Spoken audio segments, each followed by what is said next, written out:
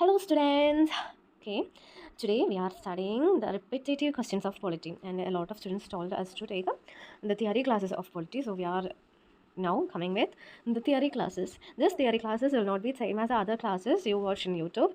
In this YouTube channel, in this theory class, there will be only discussion about the repetitive questions of polity. So every single line we are discussing is very important.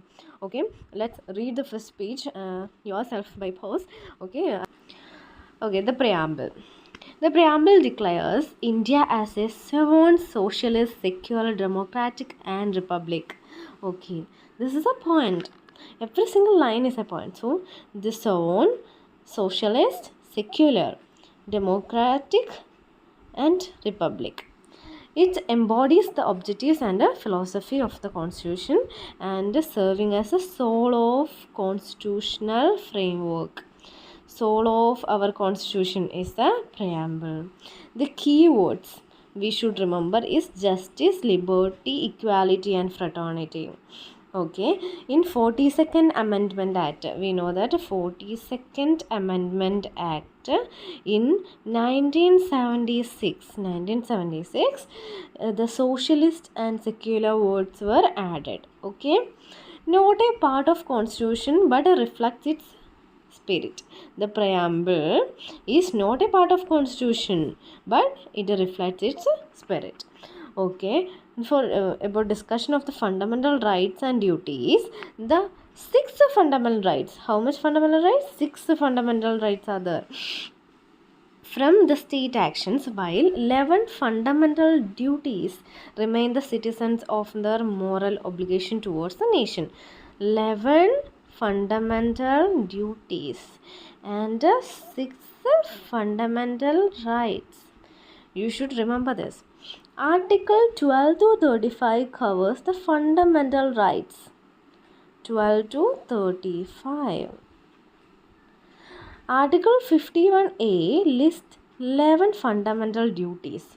51A. Fundamental duties. Rights are justiciable. Okay, the point is very clear. The rights are justiciable, duties are non-justiciable. Every line is a question, so remember it very well. Rights are justiciable and duties are non-justiciable. Okay, next. The union government structure. Okay, the union government operates through three distinct but the union government operates through three distinct but interdependent branches, ensures separation of powers and checks and balance. Okay, come to the point. There is three parts, branches. One is executive, one is legislature, and another is judiciary. Okay, in executive, the president is the constitutional head. The prime minister leads the council of ministers. Every single point is a question. So, president is the constitutional head, and the prime minister leads the council of ministers. The real executive power lies within the prime minister and a cabinet. Okay, the article discussed about president will be 52 to 62. The prime minister and council it is 74 and 75. In attorney general it is article 76. Legislature bicameral. Okay, this is a question. The legislature is bicameral. Parliament consists of the Lok Sabha. It's 543 elected members and Rajya Sabha 245 members. The parliamentary makes a law for the entire country. Parliament makes a law for entire country. Who makes laws? Parliament. The Lok Sabha, the lower house, 5-year term. Okay, in Lok Sabha it's a 5-year term. Rajya Sabha, the permanent body, upper house. The money bills originate only in Lok Sabha. Not the point. Money bills originate only in Lok Sabha. Judiciary. The Supreme Court heads the integrated judicial system. The High Court in states and subordinate courts ensure the justice delivery at all levels. Okay, the main point we have to study is judiciary is the Supreme Court. Supreme Court article 124 to 147. 25 high courts across India. There is 25 high courts across India and judicial review. Okay, the next topic is, okay, I think in the very important thing we have to discuss here will be Vidhan Sabha.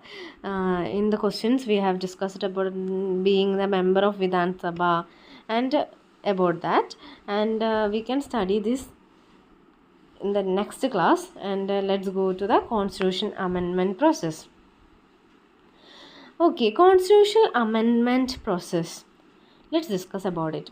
It's a very important articles. Article 368. What's Article 368? The amendment procedure. Okay, the constitution can be amended through 3 methods depending on the nature of the provisions being changed. So the amendment is came under the Article 368. Sorry, this is 368.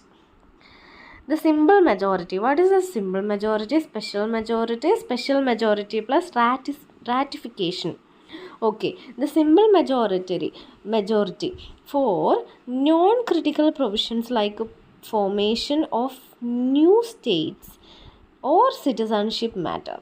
Okay, there is only need of the simple majority, but the special majority means 2/3 majority, and it's a present of the member presence. Okay, and voting.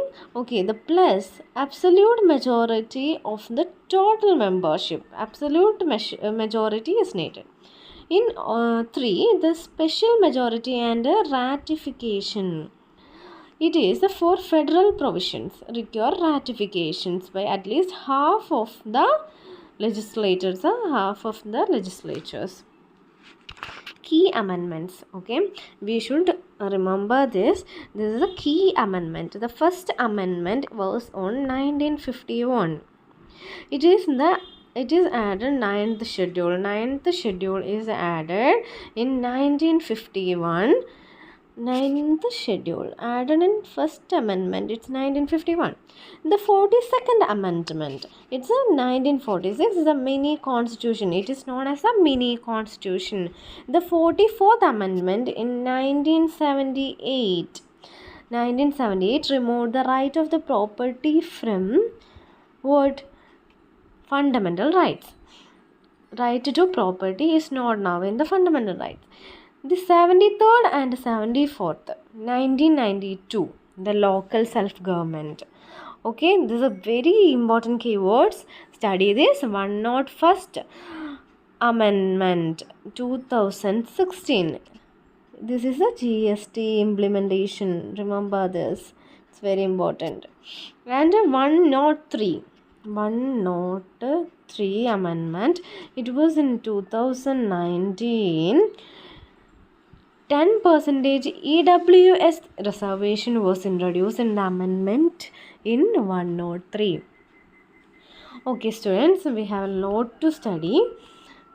Today we are just stopping this here because there is we exceeded 10 minutes. So this will be the part 1, and you have to study this before going to exam. It's very important in every SSC RRB exams. So we have discussed a lot because you won't understand it, but every single line is a question. So revise it as you can, as much you can. And today's class is over. And if you have any doubts, comment below. And if you want to change anything in this class, just comment below.